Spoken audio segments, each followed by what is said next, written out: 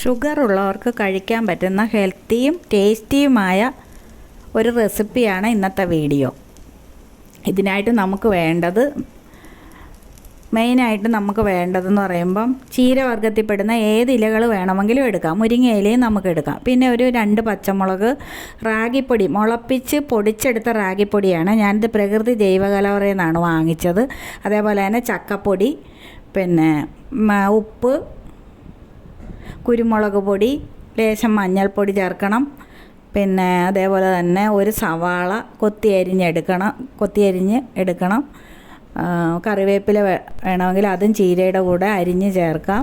വെളുത്തുള്ളി, ഇഞ്ചി ചതച്ചെടുക്കണം. അപ്പം നമുക്ക് ചീരവർഗ്ഗത്തിൽപ്പെടുന്ന ഏത് ഇലകൾ വേണമെങ്കിലും നമുക്ക് എടുക്കാമേ. ഇപ്പം മുരിങ്ങയില നല്ല സൂപ്പറാണ്. ഇപ്പോൾ കർക്കിടക മാസത്തിൽ മുരിങ്ങയില എടുക്കാൻ പാടില്ലെന്ന് പറയുന്നുണ്ട്. അപ്പോൾ ഒരു ബൗളിലേക്ക് ഒരു 1/4 കപ്പ് ചക്കപ്പൊടിയും 1/2 കപ്പ് റാഗിപ്പൊടിയും ഇട്ടതിന് ശേഷം ഒരു ചെറിയ സ്പൂൺ ഉപ്പിടുക. അതിനുശേഷം നമുക്ക് മറ്റ് പൊടികൾ, കുരുമുളക് പൊടി ചേർക്കണം. പിന്നെ അതേപോലെ തന്നെ എരിവ് അധികം വേണ്ടാത്തവർക്ക് കുരുമുളക് പൊടിയൊക്കെ വേണമെങ്കിൽ ഒഴിവാക്കാം. ഒരു ചെറിയ സ്പൂണ് മഞ്ഞൾപ്പൊടി, ഇഞ്ചി വെളുത്തുള്ളി ചതച്ചത് അതിലേക്ക് ചേർക്കുക. പച്ചമുളക് അരിഞ്ഞത് അതിലേക്ക് ഇടുക. സവാള അരിഞ്ഞ് വെച്ചതും അതിലേക്ക് ഇടണം. എന്നിട്ട് നമ്മൾ അരിഞ്ഞ് വെച്ച ചീര ഇലകൾ ഇതിലേക്ക് ചേർക്കണം. ഞാൻ എടുത്തത് മരച്ചീരയാണ്. നമ്മുടെ വീട്ടിലുണ്ടായ മരച്ചീരയുടെ ഇലയാണ് ഞാൻ എടുത്തിരിക്കുന്നത്.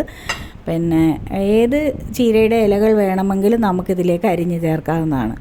അതേപോലെ തന്നെ നമുക്ക് ഇത് ഒന്ന് കുഴച്ചെടുത്തതിന് ശേഷം ഒരു ചെറിയ തക്കാളി കൂടെ അരിഞ്ഞ് അതുകൂടെ അതിലേക്ക് ചേർക്കണം. ഒരു ചെറിയ തക്കാളിയും ഒരു ശകലം തേങ്ങ, ഒരു ചെറിയ 1/4 കപ്പ് തേങ്ങ കൂടി അതിലേക്ക് ചേർക്കാം നമുക്ക്.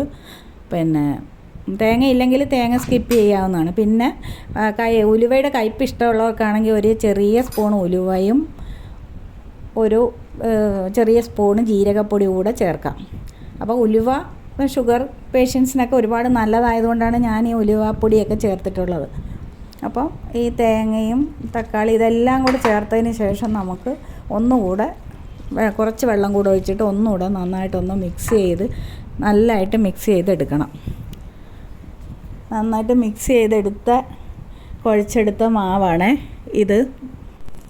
അപ്പോൾ ഇത് നമ്മൾ ഒരു ദോശക്കല്ല് നന്നായിട്ട് ചൂടായതിന് ശേഷം അതിലേക്ക് കനം കുറച്ച് പരത്തി എടുക്കണം. എന്നിട്ട് ഒന്ന് അടച്ചു വെക്കണം. ചെറിയ തീയിൽ കുറേ സമയം എടുത്ത് വേണം ഇത് നന്നായിട്ട് വെന്ത് വരാൻ വേണ്ടിയിട്ട്. അതിനുശേഷം ഒരു വശം വെന്ത് വന്ന് കഴിയുമ്പോഴത്തേക്കും നമ്മളത് മറിച്ചിടണം. അത് മറിച്ചിട്ട് മറ്റേ വശവും കൂടെ ഒന്നുകൂടെ ഇതായി കഴിഞ്ഞാൽ അപ്പം നമുക്കിത് നമുക്ക് വേണമെങ്കിൽ എണ്ണ തൂക്കുന്നതിന് പകരം കുറച്ച് നെയ്യ് തൂത്തെടുക്കുമ്പം ഒന്നുകൂടെ നല്ലതായിരിക്കും. അപ്പോൾ ഒന്നുകൂടെ ടേസ്റ്റ് കിട്ടും.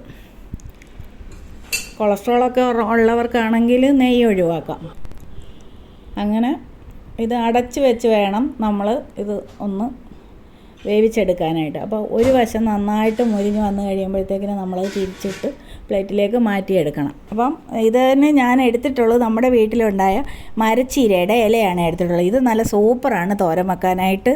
നമുക്ക് പെട്ടെന്ന് നമുക്കിത് കട്ട് ചെയ്ത് ഇതിൻ്റെ ഇലകളെടുത്ത് എളുപ്പത്തിൽ തന്നെ നമുക്ക് തോരൻ വെക്കാനായിട്ട് എടുക്കാൻ പറ്റും. ഇത് കുറ്റിച്ചെടിയായിട്ട് വളരുന്ന ഒരു ചെടിയാണ്. പിന്നെ ഇത് നമ്മൾ നല്ല സൂപ്പർ ടേസ്റ്റി ആയിട്ട് ഹെൽത്തി ആയിട്ടുള്ള നമ്മുടെ റാഗി ചക്കപ്പൊടിയും കൊണ്ടുള്ള അട റെഡി ആയിട്ടുണ്ട്. എല്ലാവരും ഉണ്ടാക്കി നോക്കണം.